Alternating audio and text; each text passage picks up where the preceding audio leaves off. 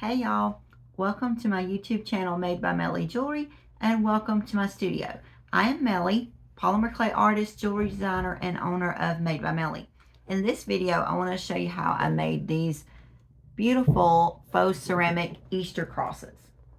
This video was the first time I did a voiceover, so I'd like to know what you guys think about that, if you enjoy that, or if you would rather I just play the music like I've done in the previous videos. I have a game I want to start playing on my channel back here in my little workspace here. What I want to do is every video, something back here will be different.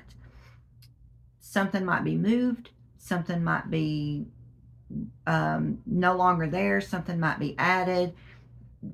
You know, just something back here in the background will be different.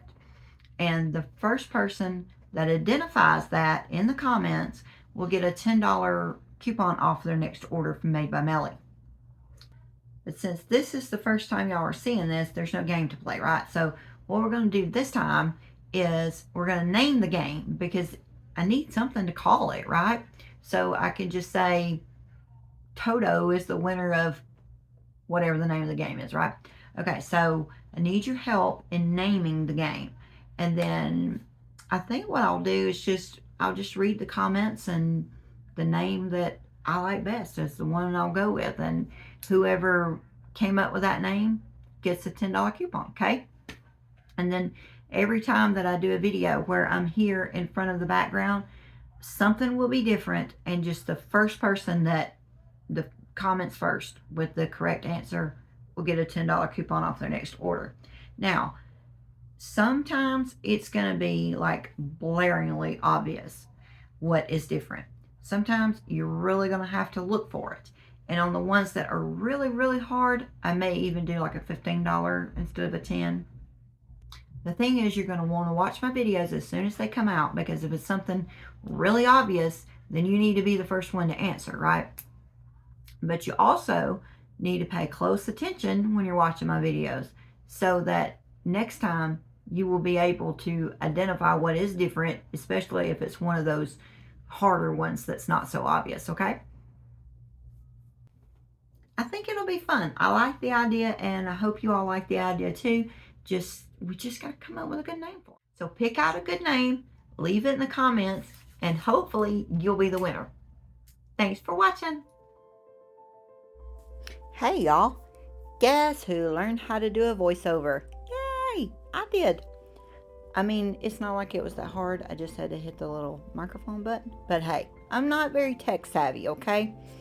So I'll be stopping in from time to time to explain what I'm doing. That is more for my fellow clay artists than my customers. But hey, let's kill two birds with one stone, right? Although I don't condone killing birds. I like birds. So what I'm doing here is pretty self-explanatory. Just made some nice textures on some white clay, and now I'm cutting out shapes.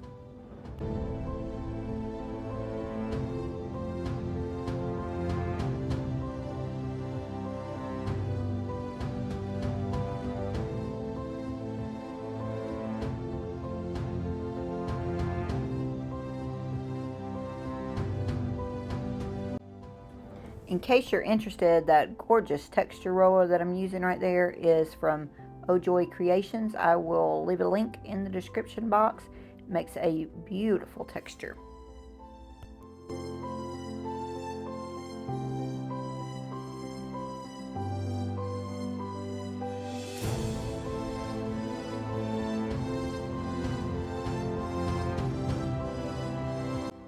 The doilies here that I'm using for texture, they belonged to my grandmother, and she had loads of them, so I thought, well, I'll keep them and use them. So they didn't make the best texture for what I was doing here. I didn't love them, but you know, I plan on doing some other techniques with the doily textures in the future.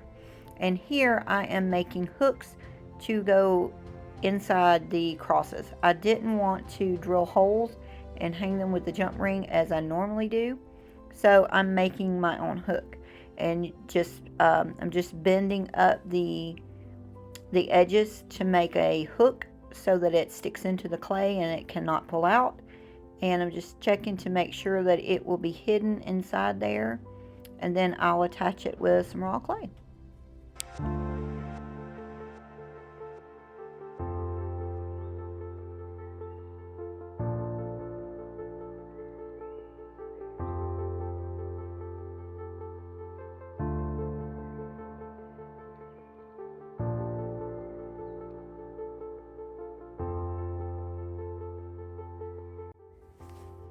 I wanted these cross pendants, especially the larger ones, to have a good weight to them. I feel like a pendant hangs nicer if it has a bit of weight on it, especially on a long chain. I knew I was going to put these on a long chain. If they're too lightweight, they just don't hang as nicely, in my opinion. So I used a double layer in between the front and the back, and I think that was on the thickest setting of my pasta machine, or it may have been the second thickest setting.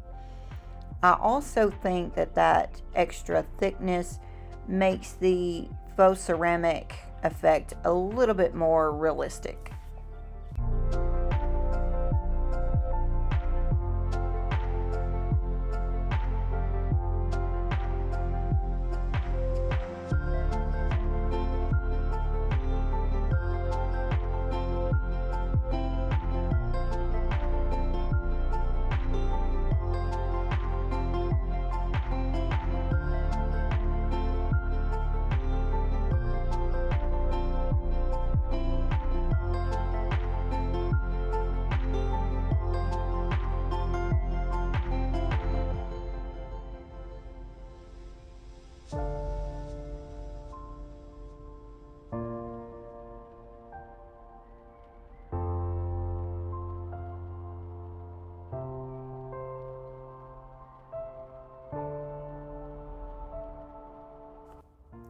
You can cut your raw clay, especially if it's a thin layer of raw clay. You can cut that with the edges of the baked clay. So that's what I'm doing here with that small acrylic rod, is rolling the raw clay up against the baked clay, and it's cutting it for me instead of having to use a knife. It also gets it down into those textures better, which like I said, it makes it easier than using a knife to try to cut around those textures. And it also, if you hold it at a 45-degree angle, it bevels your edge for you. Those acrylic rods are from Teresa Salgado at Tiny Pandora. They're called cane benders. I will leave a link for those also. Now I'm just using a little bit of baby oil with a firm but soft brush, like the bristles are soft, but yet the brush is pretty firm. And I'm rubbing the baby oil onto those edges to smooth that out, because I didn't want a texture on the side of the piece there. I wanted that smooth. So the baby oil is helping me smooth that out.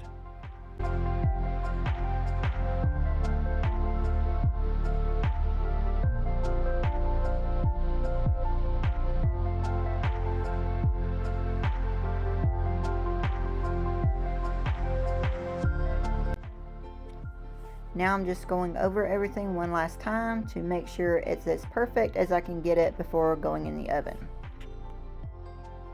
And here comes the messy part.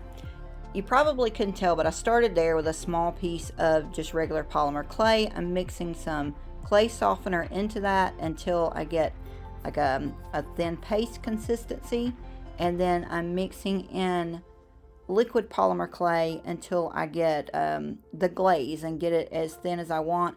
I want it thin enough that it's going to go down into those recesses, but thick enough that it's not going to like just bead up on the top or run off the edges. Here I'm mixing my liquid clay with pigments. This is not alcohol inks, it's a resin pigment. I will link them in the description below if you're interested. And then here I'm using a heat gun to set the edges as I put it on the edge so it doesn't run off. Later I will do that with the crosses and things. I will set one side and then flip it over and glaze the other side, set it, and then I'm going to put them all in the oven to fully cure the liquid clay. There are other ways you can make the faux ceramic glaze. I also tried it with alcohol inks. I tried it with chalk pastels. And seems like there was one other thing I tried. But I personally liked the look of the resin pigments the best. I like the chalk the least. It came out looking kind of gritty.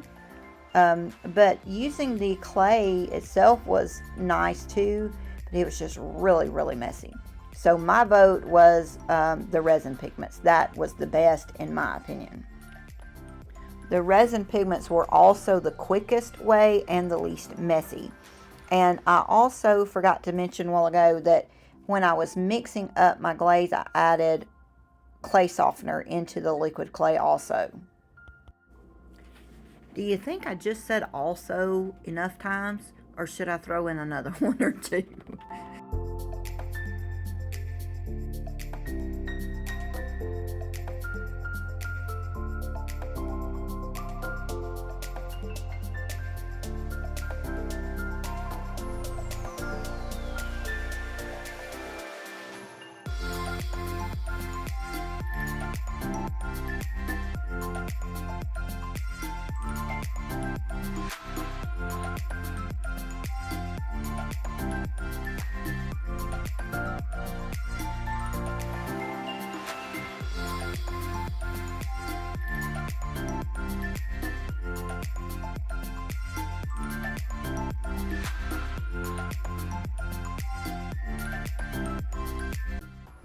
Pet hair included in every piece at no extra charge. I live with 3 cats and a puppy, so yeah, there's gonna be a pet hair in there somewhere.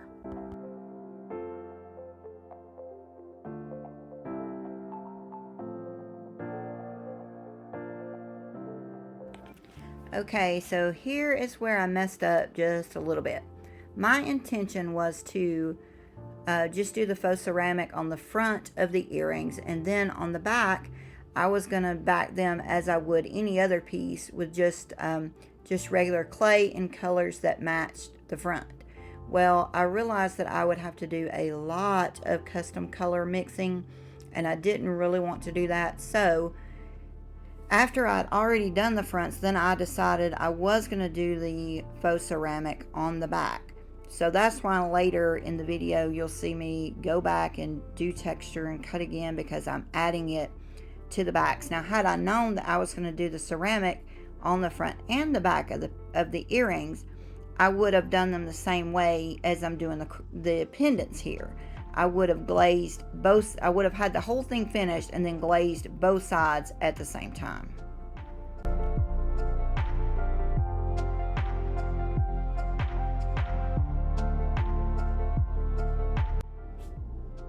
Wait just a minute. No, that's the wrong color. Okay, that's much better. Thank you. There's one thing I forgot to mention about these resin pigments, is that some of them do change color as they're heated. Not all of them, but some of them do.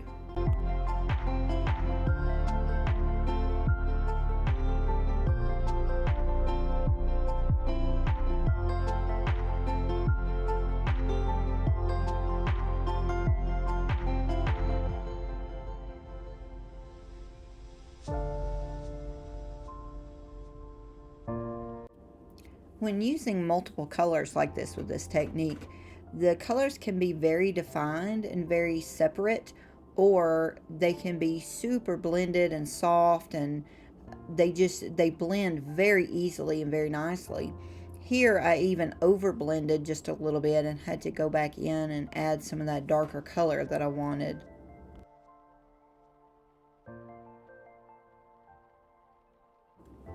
Okay, so here we are back to fixing my mistake and making the back sides for the earrings. You can see they're off to the side. I've already got them all glazed, except for I think one pair, maybe two, that I realized that I needed to change my plan before I had glazed those. And then I'm using jump rings here as my hooks instead of making my own out of wire. And if I had to do it over again, I would make my own for the earrings also. I just think making them myself is easier.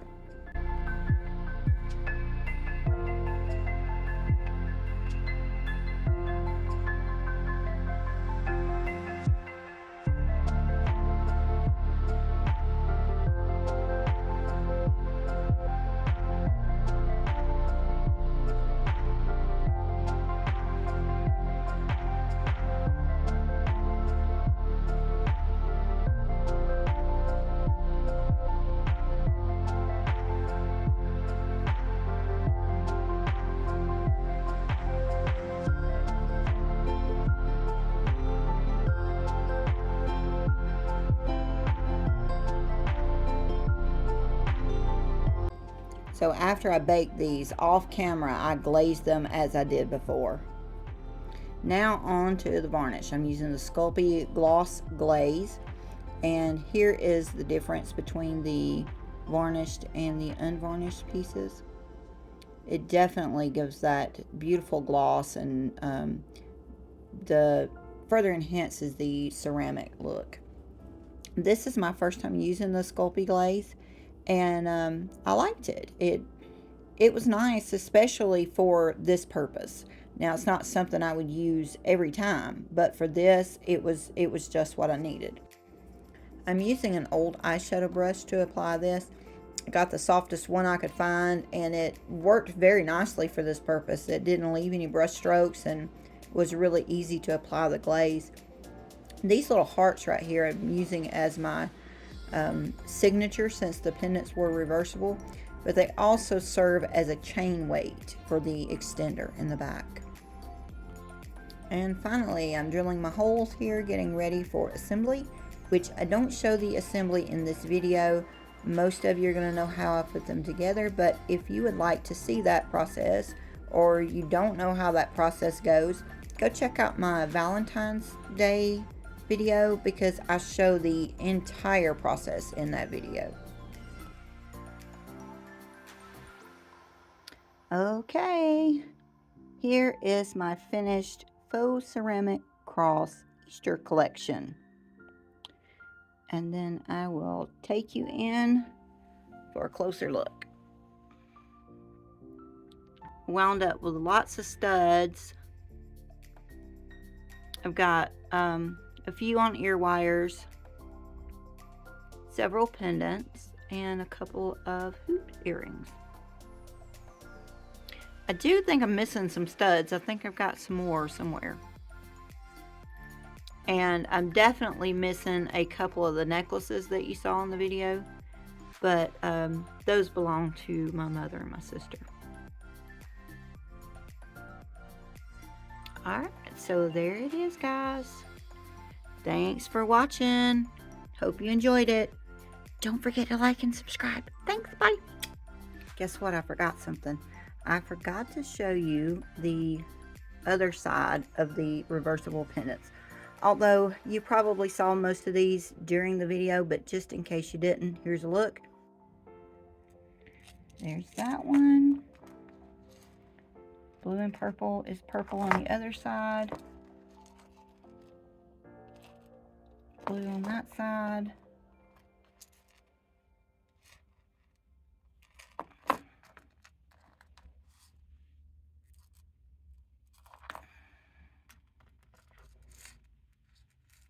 Okay, that really is it. I'm gone this time for real.